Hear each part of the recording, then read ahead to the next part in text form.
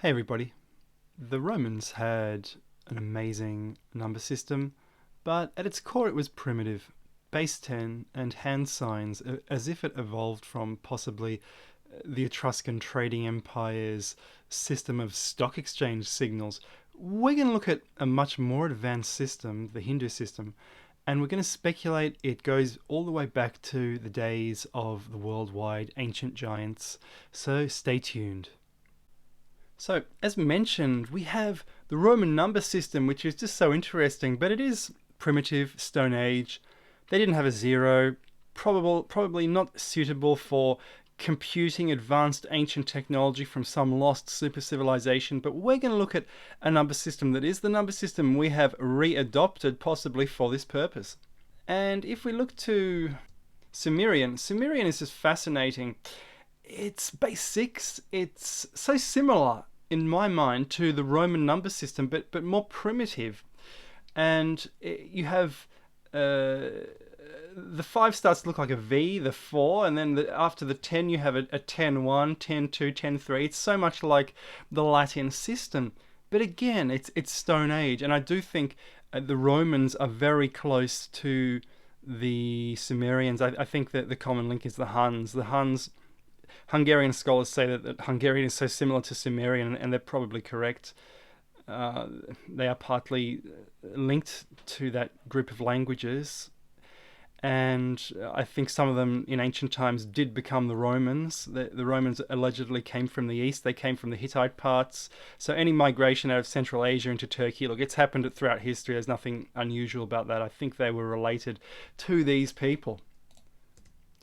And do you know that the Hindu-Arabic system of numbers was introduced into Europe largely by a genius called Fibonacci from the city of Pisa? And here we have a sort of contest being held. In the Middle Ages, this looks like a woodcut from one of Gutenberg's books. And you've got this guy on an abacus. The abacus was used throughout Eurasia. And this guy is using numbers and doing the same thing and counting the money. And while this guy's counting the money, after having completed the equation, this guy is still. It looks like he's busy, and he looks a bit concerned, and he's old. And the old man is using the abacus, and the young man is using the Hindu Arabic system, and he seems to be very happy about it, which is quite interesting. And that is I guess that must be a 19th century estimate of what Fibonacci looked like. We don't know. And that is actually Fibonacci's work. And here on the right, you have some of the earliest depictions of Latin numerals in Europe 1, 2, 3, 4, 5, etc. And this is so interesting. He is described as the best medieval mathematician in Europe. And this here is very fascinating. And I'm also going to argue, do you know that the whole system of the Hindu Arabic numbers, I'm not convinced it was invented in India. The story goes it was invented in India during a time corresponding to the Roman Empire in Europe, or the later European Dark Ages. I'm not convinced. This video is just going to prove it. It's going to smash that ball out of the park. Now, we all know about Angkor Wat. Angkor Wat is just an unbelievable ancient structure described as next to one of the biggest former cities in the world, now covered in jungle. And this is the number 605, written by the Angkor Wat people from about the 5th century. So they didn't just have this system in India, it was already spread out a bit further afield. And I find that very interesting. And here we have something so fascinating. This is the earliest, I think this is the earliest Indian system. And it's so easy to see the correspondence. So 1 is 1, 2, those 2 top lines, the 3 lines of the 3, that is just so you keep the pen on the page. The 4 is a cross, the 5, the 6, and then it gets a bit weird. And if you look at all these number systems, it's just so fascinating. So many of them have 0. That's Latin, that's another one. And that's the Indian one down there. So 0, 1, 2, 3, 4. This is even a Chinese system. So the thing is, the Chinese were using a system very similar to Hindu-Arabic. And we don't say that our numbers come from China, but actually they kind of do. And China has been left out of the Hindu-Arabic equation for where the credit's going. So we have a 4, 5, 6, 7, 8. They had numbers just like us in ancient China. And again, the Mayans had a fascinating system, vigesimal, which is base 20. And so they had a 0 as well. And this is so similar to the Roman system. And I'm so excited about this because the 1, 2, 3, 4, then the 5, instead of a hand for 5, then 6, 7, 8. It's a combination of the systems we've just been looking at. And why might that be? Well, part of the whole thing about the origin of the Maya is everything in America started from Tiwanaku, and you have the Kalasasaya temple, which is just a bunch of heads. And I did argue that was essentially a building built by later peoples from rubble, and I think it was a Christian temple. A Romano-British pagan Atlantean or Christian temple from approximately the Roman era or earlier. And the proof is in the pudding. If you look at Temple Church, I've argued this before. Temple Church, if you go in there, you'll freak out when you see some of these heads. And I think this was possibly an Atlantean temple in London. Possibly. And if you look at the evolution of Hindu-Arabic numerals, they always say it's from the Brahmi to then the Arabs took it from the Indians. But do you notice China is left out of the equation, and the Chinese stuff is just so similar. And I find that fascinating. I think this was worldwide. And then you have someone like John Dee, and John Dee, he was really, really messing around with sigils. And a sigil is a really fascinating thing. So he would draw these sigils on the ground, and he would point out with this. He would draw this magic circle, and outside the magic circle is when the black magic demonic spirit would appear. And he thought these were angels, and he could communicate with another world. But what was he really trying to do? What was he really trying to do? And by the way, his library has been lost. He went to Poland for about 10 years, and when he came back to England, his library had been looted. He had thousands of books. He had a nervous breakdown, and we don't even really know what he was reading, and it would be very hard to find what he was reading, and even if we did, it's all in Latin, so what are we going to do? But I believe he was reading ancient texts full of sigils, and these texts are based on super technology texts of ancient times, which survived in ancient Egypt in the Library of Alexandria. They were pillaged and they became black magic books. And we don't have a clue what these things are. And it was Joseph Farrell, in one of his books, who suggested these are ancient electronic schematics because they look like solder joints. But I've got another idea about what they are, and it's based on something else. And it's well known that a sigil can be drawn from a magic square. A magic square posed out of the Babylonian system of drawing a magic square, but magic squares were universal. And what you do, you select the numbers, and that forms a shape, and the shape is a kind of Carl Jungian archetype. And guess what? Everyone had these magic squares. This is one from China from the Mongol period.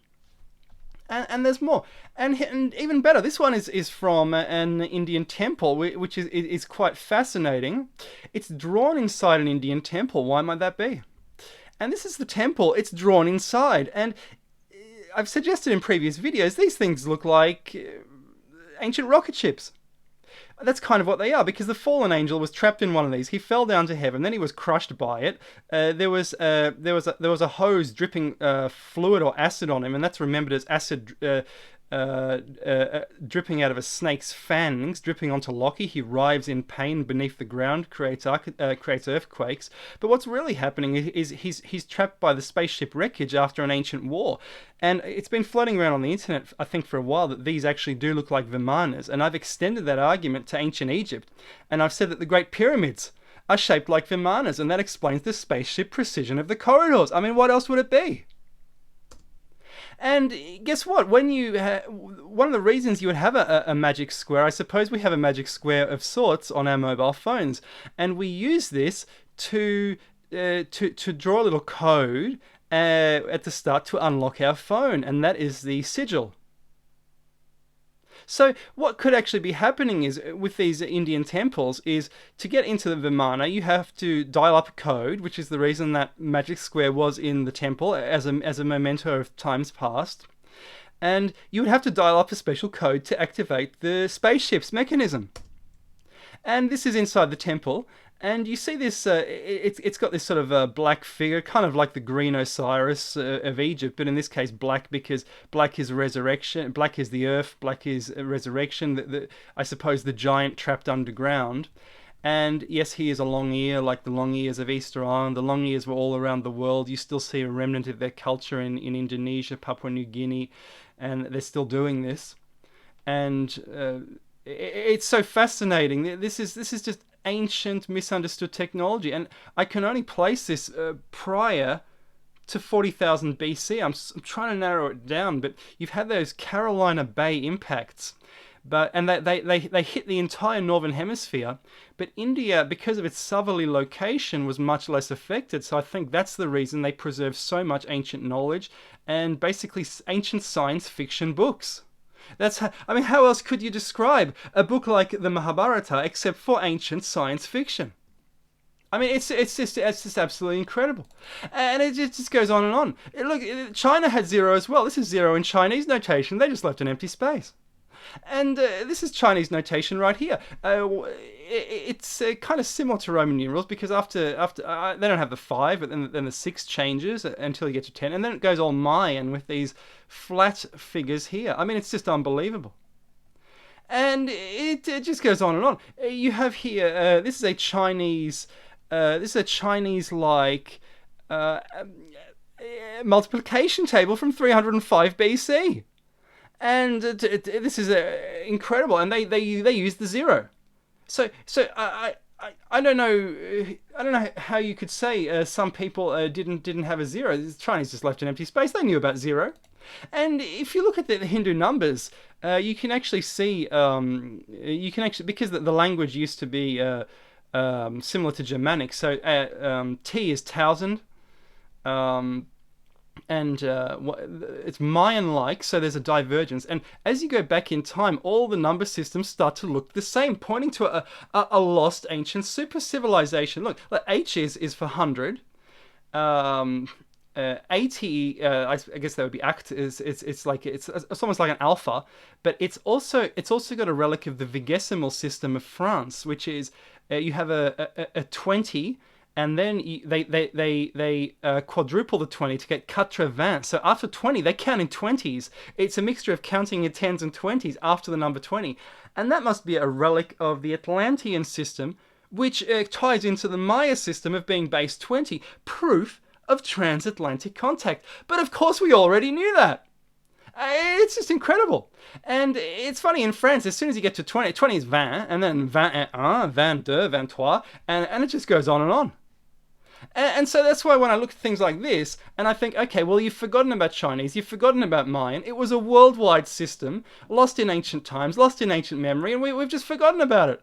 And they're saying, oh, humans have just popped up a couple thousand years ago and suddenly built everything. No, I think we've inherited everything. We've inherited the number systems, we've inherited the alphabets, we've inherited everything from ancient times, and all this has been forgotten. And we didn't just pop up, we were interrupted. Our civilization was interrupted by a huge catastrophe. By catastrophe after catastrophe after catastrophe. And as a result, they think everyone was in the Stone Age. I guess most of the world was in the Stone Age during the catastrophes, and that's what they're digging up. But there were remnants of the world maintaining some memory of the ancient superior technology. Anyway, guys, I hope you've enjoyed that video. That was a lot of fun to do, and I'll catch you next time. Bye-bye.